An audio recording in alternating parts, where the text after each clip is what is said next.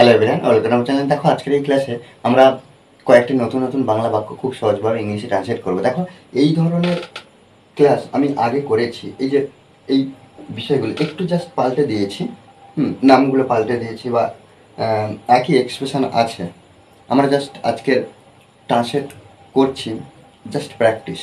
আমরা যদি অনবরত প্র্যাকটিস করি তাহলে কি হবে না, ইংলিশে ইমপ্রুভ করতে পারবো। অনবরত আমাদের কী করতে হবে না, প্র্যাকটিস করতে হবে। মনে রাখতে হবে প্র্যাকটিসের বিকল্প কিছু নেই। দেখো এখানে বাক্যগুলো কি আছে। আমার বাইরে যাওয়া বারণ, রাহুলের রাতে ভাত খাওয়া বারণ, তোমার মুভি দেখা বারণ, আমার তার সাথে কথা বলা বারণ। এখানে দেখো সাবজেক্টটাকে আমরা পাল্টে দিতে পারি। আমার পূজার সাথে কথা বলা বারণ, এটা বলতে পারি। তোমার মুভি দেখা বারণ, বা তোমার বা আমার যে কোনো সাবজেক্ট দিতে পারে। টিভি দেখা বারণ, এটা দেখা বারণ, ওটা দেখা বারণ, নানা রকমভাবে আমরা নিজেরা একটা বাক্য তৈরি করতে পারি। রাহুলের রাতে ভাত খাওয়া বারণ, হ্যাঁ, প্রিয়ার মিষ্টি খাওয়া বারণ। এইভাবে কিন্তু আমরা তৈরি করব। দেখো যখন এই যে ফরবিডেন অর্থাৎ বারণ, বারণ যখন দেখবো তখন আমরা কি করব, ফরবিডেন লিখবো। বারণ কি, ফরবিডেন। তাহলে এখানে আমি বাক্যের আলাদাভাবে গঠন লিখবো না, জাস্ট আমরা একটা বাক্য যদি ট্রান্সলেট করি তাহলে একইভাবে প্রত্যেকটা বাক্য ওইভাবে ট্রান্সলেট করতে পারবো।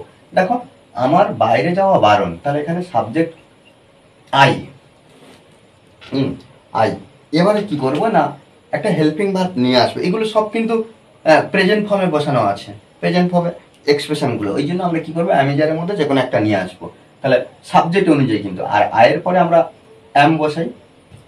এটা অ্যাম, এটা শর্টেও লিখতে পারি বা আলাদাভাবেও লিখতে পারি। অ্যাম এরপরে কি করব না, ফরবিডেন লিখে আসি বারণের জন্য। ফরবিডেন,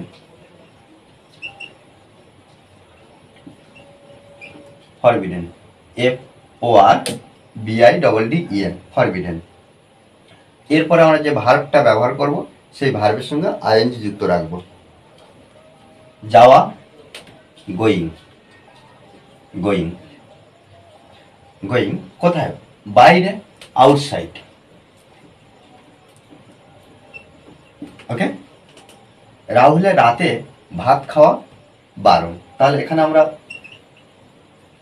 রাহুল ব্যবহার করব, subject, subject Rahul, third person singular number. এরপর আমরা অ্যামিজারের মধ্যে ইজ বসাবো, ইজ বসাই। থার্ড পারসন সিঙ্গুলার নাম্বার হলে অ্যামিজারের মধ্যে আমরা ইজ বসাবো। ইজ ফরবিডেন,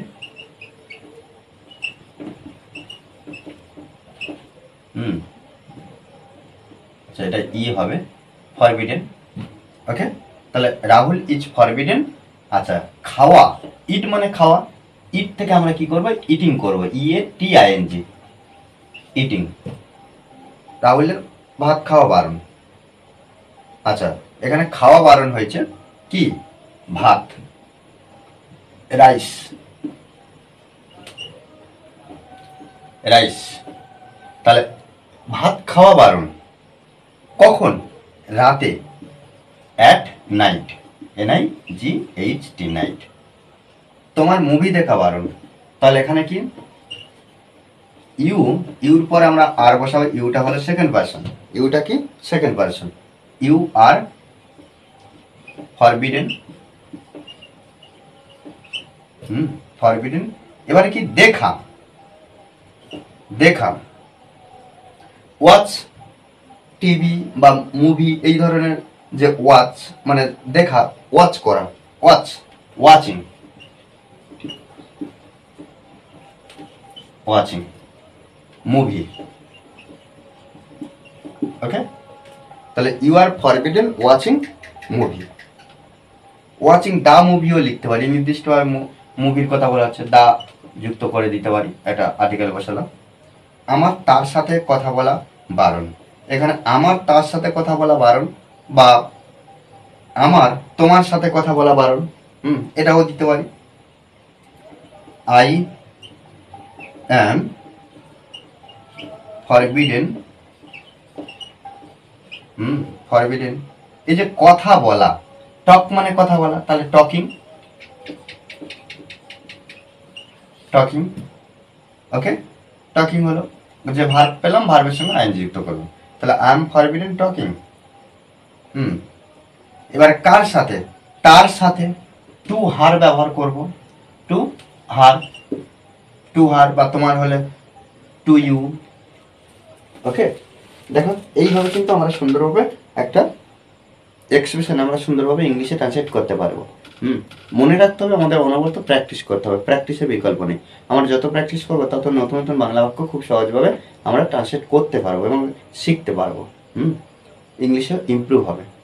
ওকে, দেখো এখানে এই ধরনের বাংলা বাক্য আমরা কি করি, ডেইলি লাইফে ব্যবহার করি। তো সেই বাংলা বাক্যগুলো আমরা সংগ্রহ করব, করে এই গঠনে নিজেরা বারবার একটা বিষয় বলবো, বলা প্র্যাকটিস করতে হবে। ওকে, আর এই ক্লাস যদি ভালো লাগে অবশ্যই লাইক করবেন স্যার। আর যারা কোনো পর্যন্ত এই চ্যানেলটি সাবস্ক্রাইব করেননি তারা অবশ্যই চ্যানেলটি সাবস্ক্রাইব করে পাশে থাকবেন। Okay, thanks for watching this video.